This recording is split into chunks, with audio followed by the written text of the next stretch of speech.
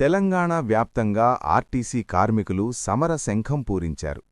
తమ న్యాయబద్ధమైన డిమాండ్ల సాధన కోసం ఆర్టీసీ జేఏసీ ఇచ్చిన పిలుపుతో రాష్ట్ర వ్యాప్తంగా రవాణా వ్యవస్థ స్తంభించిపోయింది.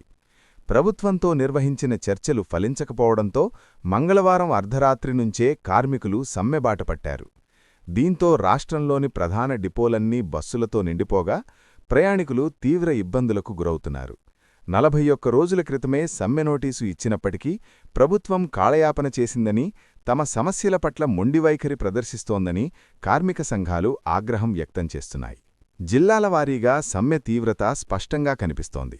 ఖమ్మం జిల్లా సత్తుపల్లి డిపోలో 110 బస్సులు డిపోకే పరిమితం కాగా సుమారు 310 మంది ఉద్యోగులు ఆందోళనలో పాల్గొన్నారు. డిపో గేట్ల ముందు బైఠాయించిన కార్మికులు విధులకు వచ్చే కాంట్రాక్టు ఉద్యోగులను అడ్డుకున్నారు. ముఖ్యంగా ఆర్టీసీని ప్రభుత్వంలో విలీనం చేయడం, పెండింగ్లో ఉన్న పే స్కేల్ను అమలు చేయడం, యూనియన్లను పునరుద్ధరించడం వంటి 32 ప్రధాన డిమాండ్ల కోసం వారు పట్టుబడుతున్నారు. అటు పెద్దపెల్లిలో 150 బస్సులు, మెహబూబ్నగర్ జిల్లాలో 112 బస్సులు నిలిచిపోయాయి. ఉమ్మడి నిజామాబాద్ జిల్లాలో సమ్మె ప్రభావం మరింత తీవ్రంగా ఉంది. నిజామాబాద్ 1, 2తో పాటు బోధన్, ఆర్మూర్, కామారెడ్డి, బాన్సువాడ డిపోలకు చెందిన దాదాపు 750 బస్సులు రోటెక్కలేదు. జగిత్యాలలో డిపో ముందు నిర్వహించిన ధర్నా ఉద్రిక్తతకు దారితీసింది. కాంగ్రెస్ మేనిఫెస్టోలో ఇచ్చిన హామీ ప్రకారం ఆర్టీసీని విలీనం చేయాలని, మహిళల ఉచిత ప్రయాణానికి సంబంధించి రావాల్సిన బకాయిలను వెంటనే విడుదల చేయాలని కార్మికులు డిమాండ్ చేస్తున్నారు. అద్దె బస్సు డ్రైవర్లను రెగ్యులరైజ్ చేయాలని, ఉద్యోగ భద్రత కల్పించాలని వారు నినదిస్తున్నారు.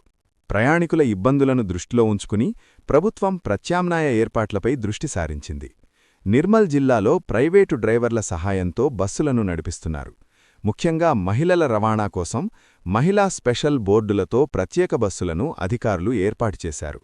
మెహబూబ్ నగర్ పరిధిలో 16 విద్యుత్ బస్సులను ప్రయాణికుల కోసం అందుబాటులోకి తెచ్చారు.